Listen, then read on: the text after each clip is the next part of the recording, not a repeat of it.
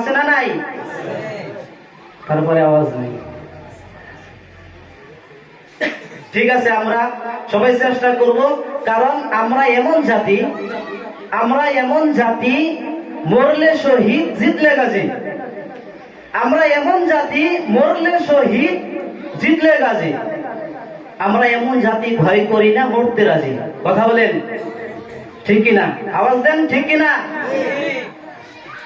তাহলে আমি আপনাদের সামনে বসেছি এখানে কোরআন ও হাদিসের থেকে কিছু কথা শেয়ার করার জন্য।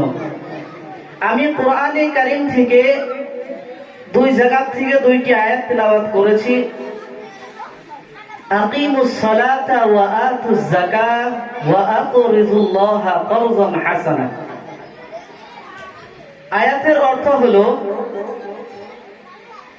নামাজ কায়েম করো, যাকাত দাও এবং আল্লাহকে কর্জ হাসানা দাও। আরেকটি আয়াত তেলাওয়াত করেছি আমি, ইন্নাস সালাতা তানহা আনিল ফাহশাই ওয়াল মুনকার। নিশ্চয় নামাজ মানুষকে অহেতুক কাজ কর্ম থেকে বিরত রাখে, খারাপ কাজ থেকে মানুষকে বিরত রাখে।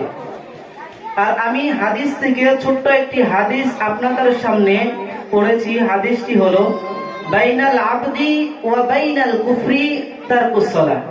মুমিন এবং কাফিরের মধ্যে পার্থক্য হলো নামাজ। আমরা চিনতে পারবো কি করে মুমিন না কাফির? বলে পার্থক্য হলো নামাজ। যারা নামাজ পড়ে তারা মুমিন, যারা নামাজ না পড়ে তারা কাফির। এটা হচ্ছে বিশ্বনবীর কথা। হাদিসের বাকি আল্লাহ রাব্বুল আলামিনের নবী বলেছেন, বাইনাল আবদি ওয়া বাইনাল কুফরি তারকুস সালাহ। এটি হয়েছে আবার যে তেলাওয়াত করেছি কোরআন ও হাদিস থেকে, তার সংক্ষিপ্ত তরজমা। এবার আমি যে হাদিস কোরআন থেকে আয়াত তেলাওয়াত করেছি আকিমুস সালাহ, এটি হয়েছে প্রথম পয়েন্ট। দ্বিতীয় পয়েন্ট হয়েছে ওয়া আতুজ যাকাত। তৃতীয় পয়েন্ট হয়েছে ওয়া আকরিজুল্লাহা কারযান হাসানা। এগুলো আলাদা আলাদা পার্থক্য আছে, কিন্তু আমি প্রথম পয়েন্ট নিয়ে আপনাদের সামনে কিছু কথাবার্তা বলবো ইনশাআল্লাহ তাআলা, যেটি হয়েছে আকিমুস সালাহ, নামাজ কায়েম করা। দেখা যাচ্ছে আমরা নামাজ আদায় করি, কিন্তু নামাজের মধ্যে এমন কোন পার্থক্য আমাদের মধ্যে আসছে না যেটা থেকে বুঝতে পারবো যে আমাদের নামাজ যে পড়ছি, যে কোরআনের আয়াত যে আছে, ইন্নাস সালাতা তানহা আনিল ফাহশাই ওয়াল মুনকার, সেই আয়াত অনুযায়ী আমরা পরিবর্তন হতে পারছি না। কেন হতে পারছি না? এর কিছু কারণ আপনাদের সামনে ব্যাখ্যা করে আমি আপনাদের সামনে থেকে বিদায় নেওয়ার চেষ্টা করবো ইনশাআল্লাহ তাআলা। আমরা যে নামাজ পড়ি, নামাজের কথা হয়েছে, যদি বান্দা তোমরা নামাজ পড়ো আর নামাজটা যদি নামাজের মতো হয়, তাহলে তোমাদের নামাজের একটি সেজদা তোমাদেরকে জান্নাতে পৌঁছে দেবে। নামাজের একটি সেজদা, বলে সারা জীবন নামাজ পড়বে, পুরো নামাজের তোমার দরকার নাই। যদি নামাজের মতো নামাজ পড়তে পারো, তাহলে নামাজের একটি সেজদা তোমাদেরকে জান্নাতে পৌঁছে দেবে।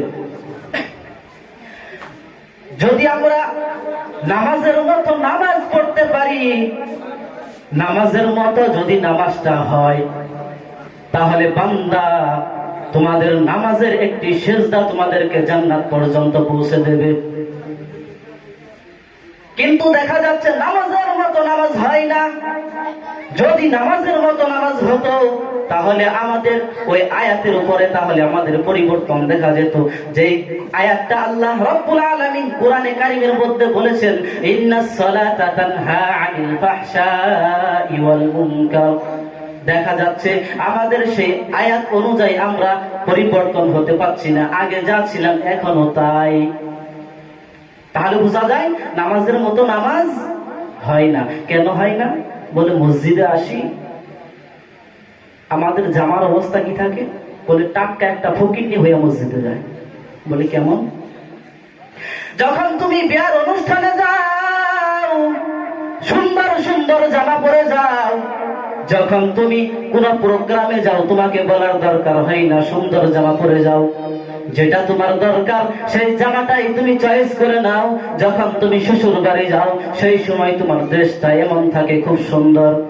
কিন্তু দেখা যায় যখন আমরা মসজিদে যাই তখন আমাদের জামা এমন নোংরা জামা থাকে, ছিঁড়ে ফাটা জামা থাকে, বলে জামার মধ্যে আবার দেখা যায় অনেক জন্তু জানোয়ারের ফটো।